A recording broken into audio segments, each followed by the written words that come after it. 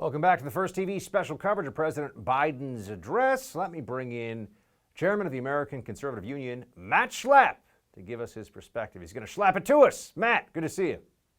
Buck, how are you, man? I'm all right. What did you think? I mean, yeah, it was boring. Yeah, it's Biden. What should we take from this? For those of us who are even going to remember it tomorrow, what should we remember about it? Well, what I thought was weird, Buck, is I actually like these events. I like politics. I'm weird that way. You are a political nerd, Matt. We know this. This is true. I'm a political nerd. I've been this way my whole adult life, even when I was a kid.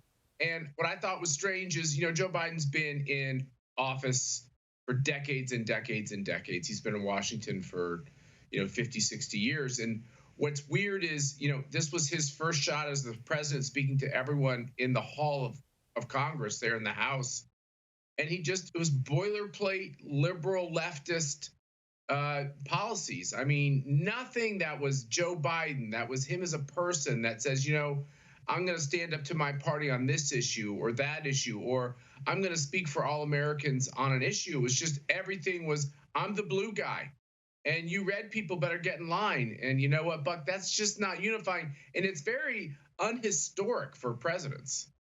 What was the part of it that you felt the most uneasy about? Well, I mean, towards the end, it seemed like it took a little bit of a turn. He started talking about the insurrection and the worst attack on our capital since the Civil War. There was some of that, but was there either a policy or just an issue of tone that stuck out as, wow, he's really going for it?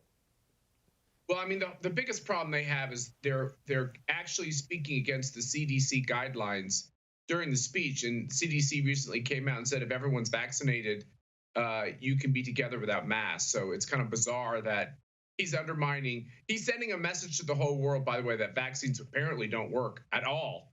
And I love the fact that before the television show goes live, they're all just sitting next to each other. Elizabeth Warren sitting next to one of her colleagues. Everything's fine. Then the camera goes on and they're like, 10,000 leagues away from each other. I think the speech was very staffed out. I think it looked like everybody said, you got to add this, you got to add that. And the insurrection, whatever the heck that is,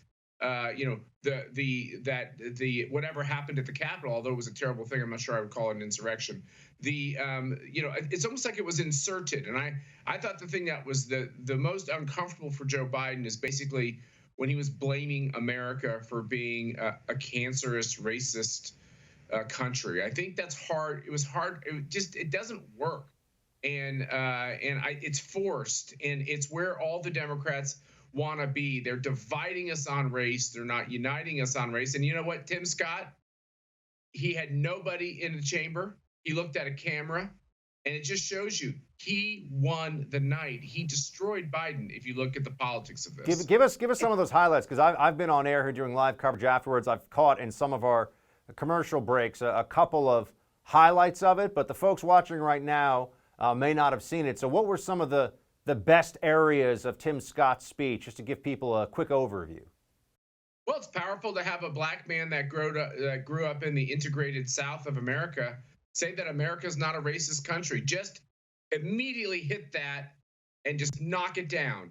I don't want this white president telling me that my country is systemically racist. And I think it's a very powerful thing for him to say. He walked through his own personal experiences with racism and what happens. Something, Buck, you and I, it's an experience we're never going to have. And that's just the way it is. And by the way, Joe Biden isn't going to have that experience either. And the second thing is he hit the idea that somehow voter IDs and clean voting rules are racist. He just hit that dead on. He said the Georgia law was a better law to make sure everybody can vote, including blacks and minorities, than in Delaware and New York. I mean, the hypocrisy of these leftists saying that what Georgia did was racist.